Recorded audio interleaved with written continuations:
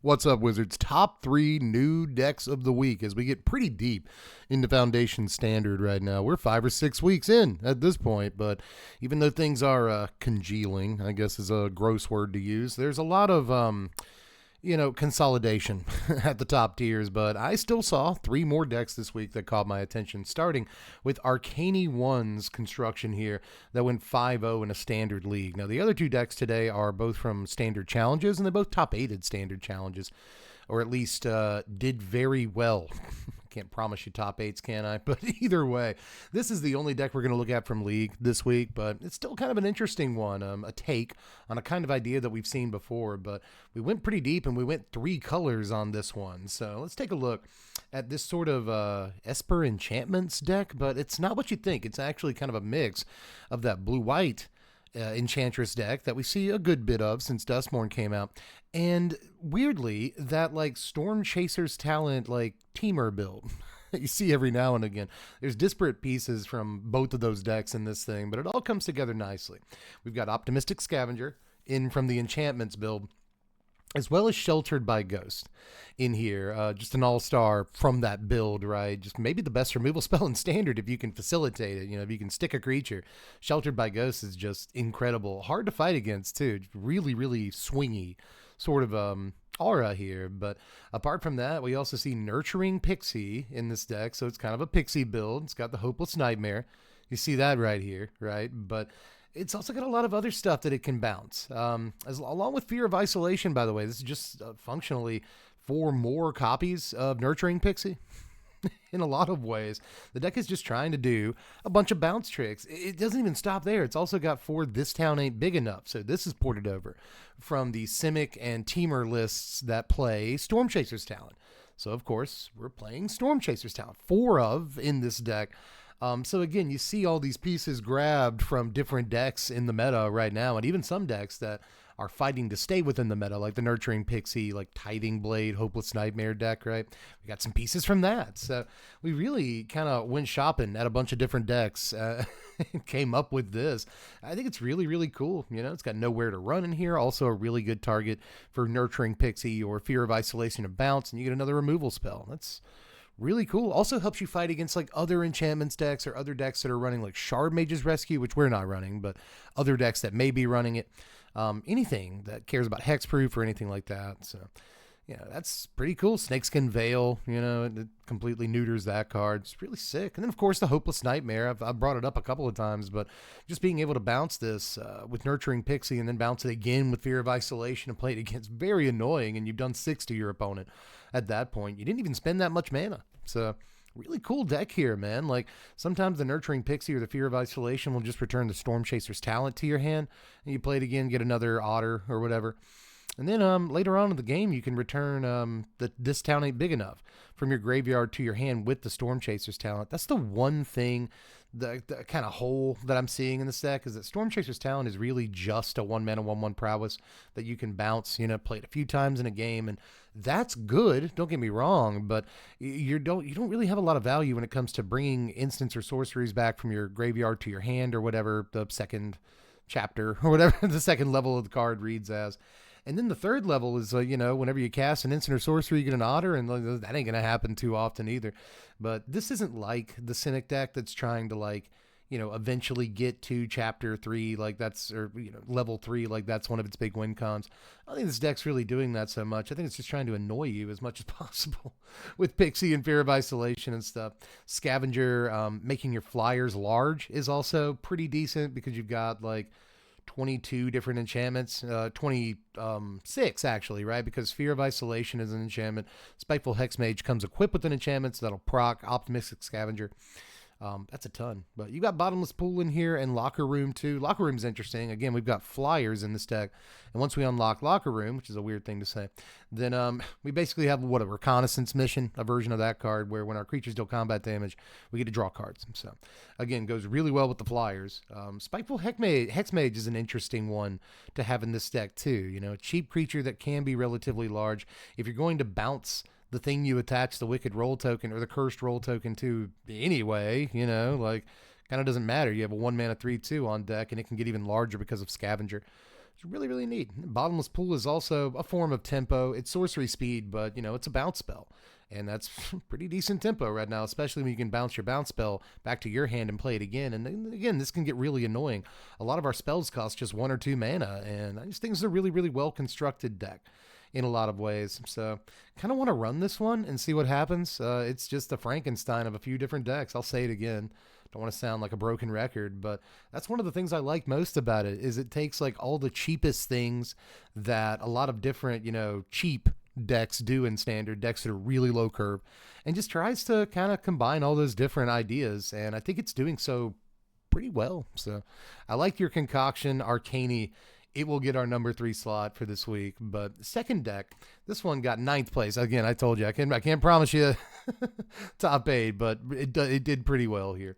From Dronti Derivative in a standard challenge. This is kind of black-red sacrifice, like a little bit, It's probably not built the way I think a lot of people have been building it, but it's got some pretty spicy includes, but it does have the disturbing mirth that you would expect in like a black-red sack deck, right? This is always going to be a centerpiece for a deck like this, but it's also got Hopeless Nightmare. Again, you would expect that, especially the like the 1-2 curve of Nightmare on 1 and Mirth on 2. It's always pretty good. It's sweet. But aside from that, no, snake.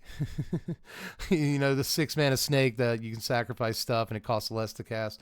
Like that guy, Rotting, whatever it is. Well, I love that card and I just can't come up with the name of it. But Rotting something mouth. Coppermouth? No, I can't remember. It's a Viper? I don't know. Stop it, Dev. You know the card I'm talking about. The thing that, it comes down, they have to pay 4 life or discard a card or sack a guy, and then it attacks, and they have to do that twice. Usually you would see that. Just Rotten Mouth Viper. I got there. I had to stop thinking about what it was. Yeah, just Rotten Mouth Viper is usually in this as a 4. Braids is usually in this deck, but you don't see either of those very usual suspects at this point. Instead, we're going to do the Callous Sellsword trick, which you will usually see in these builds, but we're just going a 2 of here, along with Clockwork Percussionist, good little sacrifice fodder. Greedy Freebooter, good little sacrifice fodder, right? Overlord of the Balemerc has a lot of different stuff it can get back from the graveyard in this deck, and it's just a good dude in and of itself. Souls of the Lost should be pretty big. There's a bunch of creatures in the deck and lots of ways to get them in the yard. Stalactite Stalker is a spicy include. You don't see this card enough. It's just a 1 mana, 1/1 menace. At the beginning of your end step, if you descended, so if a permanent went to your graveyard, you put a +1/+1 counter on Stalker. So it can actually get pretty big pretty quick, and I barely ever see this card in these builds, which is kind of nuts because it can be, a 3/3 on 3, a 4/4 on 4, fairly easily, right? But apart from that, it's also got an ability where you can sacrifice it for 3 mana and kill a guy. The thing gets -X till end of turn, X being Stalker's power. So it kind of solves the problem this deck has a little bit of, I need removal spells and I need creatures. Black-green usually solves that with the Spider that costs 4 mana. You sacrifice the thing when it comes into play and you blow up a permanent. There's a black-white creature for the black-white Aristocrats decks that costs 3 mana when it comes into play. Sacrifice creature, blow up a creature. The Ruthless Lawbringer, I think is the name of that card. But these black-red decks, weirdly enough, don't have a whole lot of creatures that remove creatures, right? And benefit or enable your sack plan, but this does. And that's kind of neat. I like Stalker as a call in this deck, and it's cheap. It's low on curve, and this deck needs as much of that as possible. We've also got Bitter Reunion in here to give our guys haste and, discard cards, draw some more. And it's an enchantment to sacrifice that gives us value when it comes into play. Scavenger's Talent can be sacked too, but this is going to make a bunch of food for us and eventually allow us to reanimate things pretty reliably. If we sack a Stalactite Stalker or something, we can get it back easily, start growing it more, kill something else a couple of turns from then. Souls of the Lost can be especially sticky, and if Souls of the Lost is sticky, it's really, really good. So a lot of good reasons. We can also do Callous Sellsword tricks, so that's really neat with Scavenger's Talent. A full 4 of in here. And you'll find that once you do start playing this card in these sack decks, it's phenomenal. This card's really, really good. And then Torch the Towers in here too, along with Final Vengeance for a little bit of, removal. These decks need that. So we just hadn't really seen black-red sack in a good while, and this one looks so different than what we normally see that I wanted to put a spotlight on it, because even though it's not a brand new deck, it is a deck that doesn't finish very well very often. So I thought that this player up here, what was your name again? Dronty Derivative. I thought that maybe you deserved a little bit of love here, because it is tough to get this deck to actually crank, and looks like you got it started. You know what I mean? She turned over on you, and that's good. I don't mean that in a weird way. I mean like a car. I'm still doing car metaphors here. Yeah, just overall, deck looks good. There's some card choices that you don't always see, and some omissions that you almost never see. So props on being brave enough to make those omissions, decrease your curve. That'll usually win more games of nearly any competitive format, and I think you followed that principle. You did very well. So let's move on to the deck of the week here, everybody. This is Rollo 1993, perennial grinder on MTGO, with Jund. Jund midrange. Nothing pleases a crowd like Jund. If you get a good Jund deck in a week, then you probably want to make it your number one, because somebody did good work junding them out. Rollo got 6th place in the standard challenge just yesterday as I record this, which, well, actually was today as I record this. Is a brand new deck. And it's just kind of, we've seen these Jund Delirium decks this season that are pretty aggro-oriented, and their curves keep lowering, too. The opposite is true here. This is a much higher curve, Jund deck that plays like a traditional Jund mid-range pile, big creatures, best removal spells in standard, decent engines, Jund Mal, and that's kind of what we're doing here. We have cards you may be familiar with, like Overlord of the Boiler Bilges, one of the more underrated and still played. People do play this card. Overlords, I really like this guy, and I'm always happy when I see him pop up. I think he's got a lot of work left ahead of him in his lifespan in standards. So always good to see him. Again, underrated dude, very, very scary Magic card, but there's also 4 Overlord of the Hauntwoods in this deck. So ton of these Overlords. There's 8 of those in this deck, as you may expect with 8 of these guys, right? In total, we're playing up the beanstalk in this deck. These aren't the only guys, these Overlords, that proc up the beanstalk, but they are very close in some ways to the only things that do it. Apart from that, though, I guess you could always go, fully loaded Herd Migration. That'll proc you up the beanstalk. There are 4 of these in the deck, but we're not necessarily, a domain deck. Right? Like in the lands, we really only have a few different kinds of basics, right? So the idea is to Overlord of the Hauntwoods, and just because we're playing 4 of that card, Herd Migration should be a go. You know what I mean? Like it should give us all of the beasts if we're able to cast it. So pretty cool include. And the Deadly Cover-Up will, of course, also proc up the beanstalk. Just 4-up sweeper in your mid-range deck. You don't see it all the time nowadays. Even the mono-white and red-white decks to play like Urbrass Forge have cut it down to, a couple of Sunfall in the main deck. But no, we're just going for Deadly Cover-Up. I've found on Arena, mostly through opponents playing this card recently, that this collect evidence ability is ridiculous. It really is, man. We don't talk enough about this ability. We have talked about it in the past, but that's collect evidence ability will just like blow you out some of the time, especially if they can cast multiple copies of this in a game.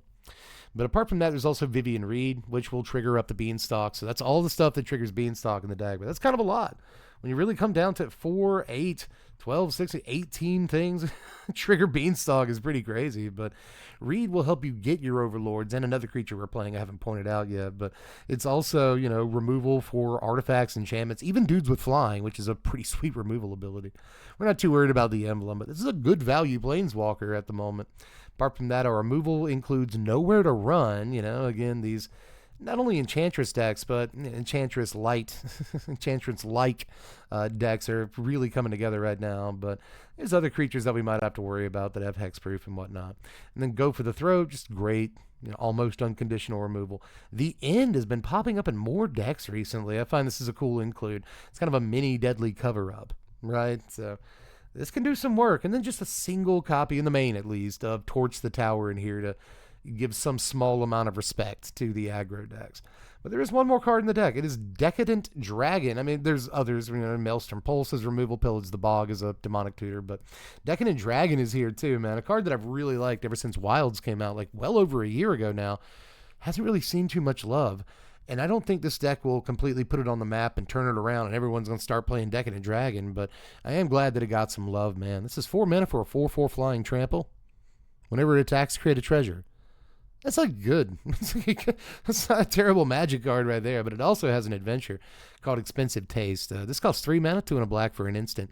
Exile the top 2 cards of an opponent's library face down. You may look at and play the cards for as long as they remain exiled. So your opponent doesn't get to know what 2 cards you've taken from them, which is really cool, actually. Good wrinkle on the card. And nobody plays bad cards. Honestly. And this does have the quote-unquote downside of saying that you can look at and play the cards for as long as they remain exiled, but it does not say that you can spend any mana to play them, right? But we do have Overlord of the Hauntwoods, which will create any mana for us, and obviously Dragon himself makes a treasure token sometimes when he attacks. So that's actually really, really sick. This hadn't really thought about the fact that Hauntwoods gives us more abilities to play the cards we get off of Decadent Dragon, but, between swamps and mountains, you can probably play the cards that you're getting anyway, because a lot of decks in Standard play swamps and mountains, and I guess forests too. If you're playing against a bunch of different things, you might be able to leverage the fact that you have green mana. But for the most part, having black and red means that if you're playing against aggro, you have the mana to play the cards. If you're playing against mid-range, you have the mana to play the cards. So actually really, really cool to have an instant speed, divination in a way. Nobody plays bad cards, so you're always getting something good off the top of their library. And I think Decadent Dragon might actually be poised for, it should be poised for a little comeback that it probably won't actually get. But again, I think the combination of Hauntwoods and Dragon is a really, really cool idea that nobody else really saw, so props to Rollo here. As far as the board goes, I'll look at this because it's our deck of the week. A couple of duress, you might expect that. A card that I was just kind of talking about on Twitter the other day, Krenko's Buzz Crusher. This, man. Okay, so 4 mana for a 4/4 flying trample insectopter artifact creature. When it ETBs for each player, destroy up to 1 non-basic land that player controls. For each land destroyed this way, its controller may search their library for a basic land, throw it on the battlefield, tap, shuffle. So you get like a wasteland or really demolition field, field of ruin effect when you get this in play. I actually think this is quite good right now. It doesn't die to cut down. It doesn't die to go for the throat. So just right there, it's kind of amazing. It's an artifact. It could matter for a number of reasons in Standard right now. A 4/4 flying trample is actually a pretty decent stat line, right? So I just don't hate this. I think there's tons of ways you could make this work. It'll blow up Fountain Port, which is important. It'll blow up Mirex, which is important, and any other utility lands like creature lands and stuff. So I think Krenko's Buzz Cutter was definitely worth a look. I can see why it's included here. But Nissa Ascended Animist is in here. Big Planeswalker makes sense. Outrageous Robbery, big late game thing makes sense. Pyroclasm, kill small guys. Shoulder the Apocalypse, mid-range matchups, long matchups, things that don't have the removal to kill it. The End as a second copy is in here. It is sometimes that good, I promise you. Towards the Tower to respect those aggro decks more, but not too much. And then Tranquil Furlback because it's a ridiculous card. It really just does everything for you, right? Apart from that, I guess there is a second copy of Maelstrom Pulse as well for when you want to catch everything. But really, really cool deck here. Again, anytime you see Jund, you have to love it. It's just kind of, I don't make the rules, I just follow them. Good, card draw engine and up the beanstalk. Best removal in the format. Nowhere to run. Go for the throat. Towards the Tower. The End is better than you might think.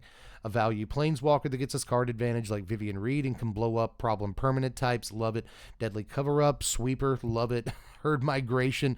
Go wide in the late game. Love it. Also get us some life gain against aggro and stuff.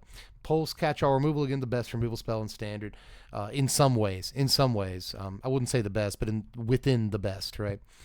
Pillage the Bog, get anything we want to, and then what is that? 11 threats, 11 real serious threats that we can win the game with, and 4 Restless Cottage in here as just more threats 12 through 16. So really kind of liking this build. It takes some of the things that Golgari does. and kind of does them. It takes some of the things that certain ramp decks do, like Domain and whatnot, and kind of works them in. Doesn't feel the need to play Lawn War Elves. Doesn't feel the need to waste slots doing that. I kind of like that decision too. So good job, Rollo, man. Deck of the week goes to you all day. But if you saw anything out there that you kind of think everyone should know about, I'm interested in that. New decks are really cool. But as we race towards Ether Drift preview season, there's not too much longer left for Foundations to make its mark. But we've had a few really cool new decks over the last few weeks, and I imagine we'll get some more in the coming. So anyway, that's all I got for now. Just do all the YouTube stuff on your way out. Hit the like button. It's shaped like a thumb. Can't miss it. Apart from that, sub to the channel. You can check out the Patreon link in the description if you want to support the content around here.